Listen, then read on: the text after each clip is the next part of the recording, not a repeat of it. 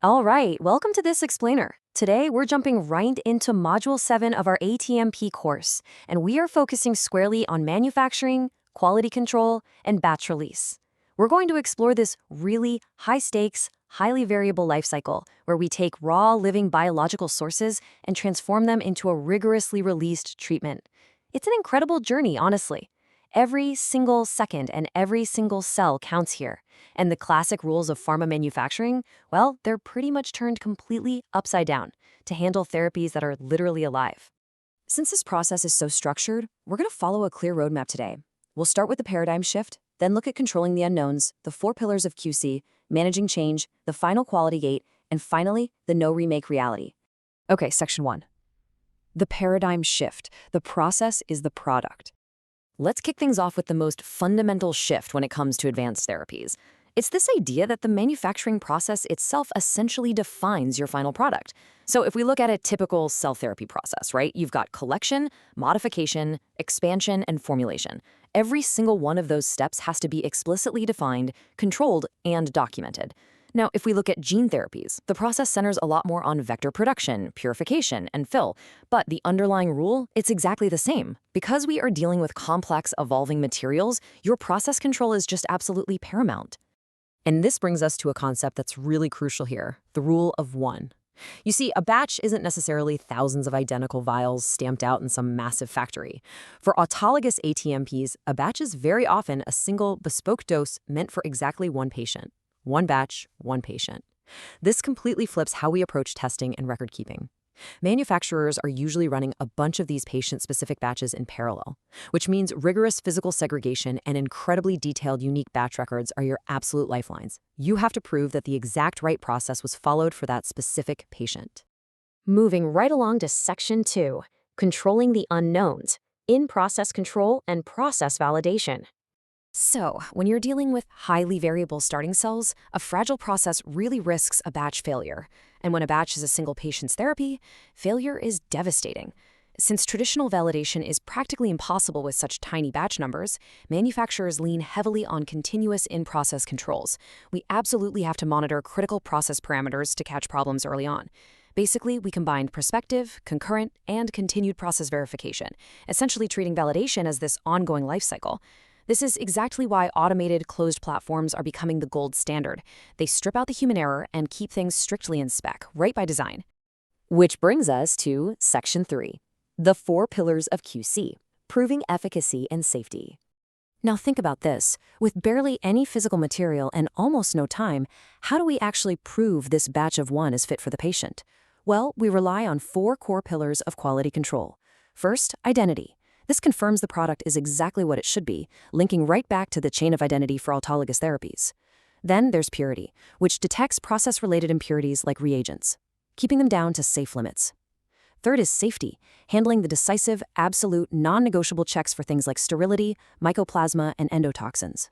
But you know what the most notoriously difficult pillar is? Potency. Proving a living cell's actual biological activity. Its mechanism of action takes immense scientific effort, but it is absolutely central to proving the product is actually going to work in the human body. Let's shift over to Section 4, managing change, surviving evolution through comparability. So what actually happens when this incredibly delicate, highly validated process inevitably has to, say, evolve, scale up, or transfer to a brand new facility?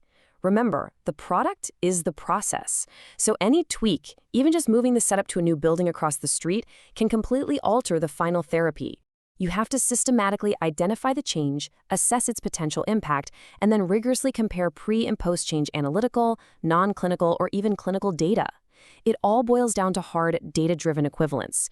You've got to prove the product remains exactly the same and just as safe for the patient, despite the manufacturing evolution. Honestly, it's a very demanding, recurring life cycle activity, and it requires some serious early planning.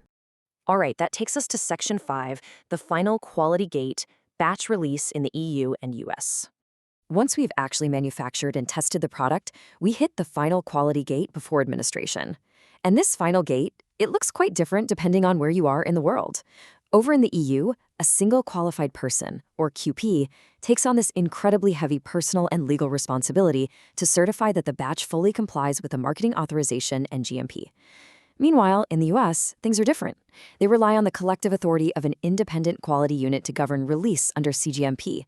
If you're managing a global product, you actually have to juggle both of these systems at the exact same time, which is quite the balancing act. But regardless of the region, we're dealing with biological products that have extremely short shelf lives. This severe time constraint very often requires releasing a batch based on real-time process evidence and rapid analytical methods, rather than waiting weeks for traditional end product testing. The decision maker, whether that's an EUQP or a US quality unit, they have to have the full available picture in front of them. And releasing under these super tight time constraints demands a strictly predefined strategy that's already been agreed upon with regulators. Improvisation is simply not an option here, not when patient safety is directly on the line. But we really have to address the elephant in the room here. What happens when a batch of one fails? What actually occurs when an out-of-specification, or OOS, result hits a personalized therapy under immense time pressure? This brings us right into Section 6, the no-remake reality, managing deviations, OOS, and short shelf life. This is the dramatic, high-stakes reality of autologous therapies. There is zero margin for error. Think about it.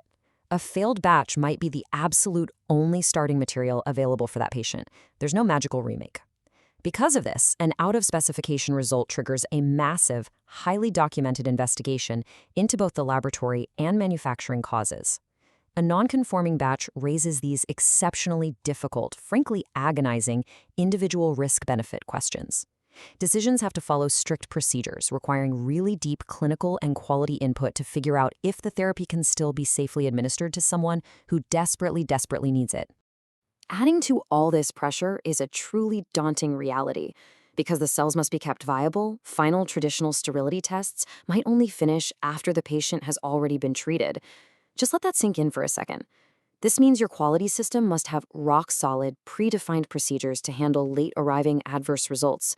Now, rapid analytical methods are being used more and more to minimize the chance of these late surprises, but absolute transparency and seamless communication with treating physicians, those aren't just regulatory checkboxes. They are absolute clinical necessities when the unexpected happens post-administration. Ultimately, everything we've covered today really boils down to this.